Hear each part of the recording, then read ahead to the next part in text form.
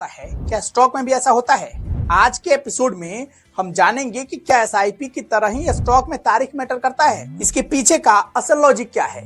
Welcome to सीखो official show stock market basics. मैंने 2 सवाल पूछे थे कि क्या तारीख मैटर करता है, तो इसका जवाब है हाँ, और इसके पीछे का लॉजिक क्या है यह हम अब जानेंगे। देखिए, इसका जवाब हाँ जो है वह कुछ स्टॉक के लिए है, सभी 100% स्टॉक पर नहीं लागू होता है। मार्केट में कोई भी चीज 100% नहीं होती है। जैसे इंडिकेटर होता है, आप इसका यूज सिर्फ इंडिकेशन के लिए करते हैं, यह गारंटर नहीं होता है कि स्टॉक ऊपर जाएगा या नीचे, इसलिए स्टॉप लॉस का यूज किया जाता है। वैसे ही यह जो रूल है 25 तारीख वाला या 28 तारीख या 25 तारीख से बाद वाला, यानी महीने के आखिरी का जो रूल है वह सभी स्टॉक पर फॉलो नहीं होता है। तो अब यहाँ ये सवाल खड़ा हो रहा है कि आखिर ये तारीख मैटर कितना % करता है और किन स्टॉक पर करता है। तो इसका जवाब सिंपल है, 2 पार्ट में समझाता हूं।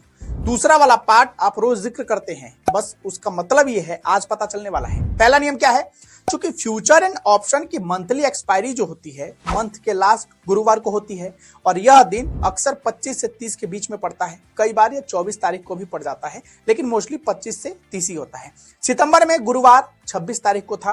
तो जो स्टॉक ऑप्शन ट्रेड की सुविधा देते हैं, यानी जिस स्टॉक में ऑप्शन ट्रेडिंग होती है, उसमें खासकर इस तारीख को वोलेटिलिटी अधिक होती है और उस पर इसका असर ज्यादा देखने को मिलता है। जैसे इस स्टॉक में 26 सितंबर के दिन 1% से अधिक की गिरावट देखी गई, क्योंकि जब वीकली एक्सपायरी होती है तब बायर्स जल्दी से प्रॉफिट बुक कर निकलने की कोशिश करते हैं और इसका असर स्टॉक के प्राइस पर पड़ता है, जिससे इस डेट जोन में उसकी कीमत उतार चढ़ाव से देखने को मिलती है। लेकिन इसका मतलब ये कतई नहीं है कि आप पूरे महीने 25 तारीख तक का भी इंतजार करेंगे ताकि आप ट्रेड करें। इसलिए इस बात का ध्यान रखें कि अगर आपको कोई भी ट्रेड अच्छा मिलता है तो 25 तारीख का इंतजार ना करें, चाहे वो ऑप्शन ट्रेडिंग वाला ही स्टॉक क्यों ना हो। अब चलिए इसके पीछे का दूसरा पार्ट समझते हैं, और इसका जवाब मैं नहीं दूंगा, आपको पता है, आप जानते हैं। आप खुद बताइए, इंट्राडे और स्विंग 2 तरीके से ट्रेडिंग होती है, इतना तो आप जानते हैं।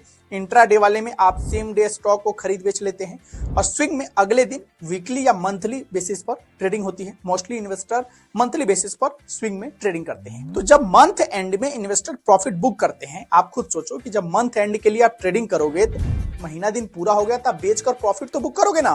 तो जब आप मंथ एंड में हम जो भी इन्वेस्टर मंथली ट्रेडिंग कर रहे हैं, मंथ एंड में जब बेचते हैं स्टॉक, तो जब लगातार बिकवाली होगी किसी स्टॉक की तो उसके प्राइस में गिरावट आएगी, उतार चढ़ाव देखने को मिलेगा।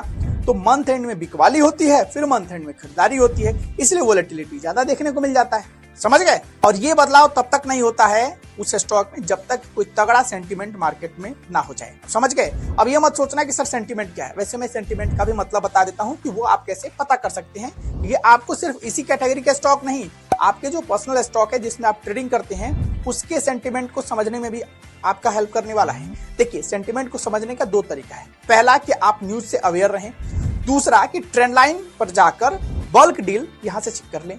बल्क डील जब आप देखेंगे ना तो आपको इससे आइडिया मिल जाएगा कि किसी पर्टिकुलर स्टॉक में क्या कोई बड़ी संख्या में खरीदी या बिकवाली देखने को मिल रही है कि नहीं। अगर आपके फेवरेट स्टॉक का नाम उस लिस्ट में है जिसमें बिकवाली हो रही है, तो आप थोड़ा सा सावधान हो जाए, उस हिसाब से उस पर ट्रेड लें।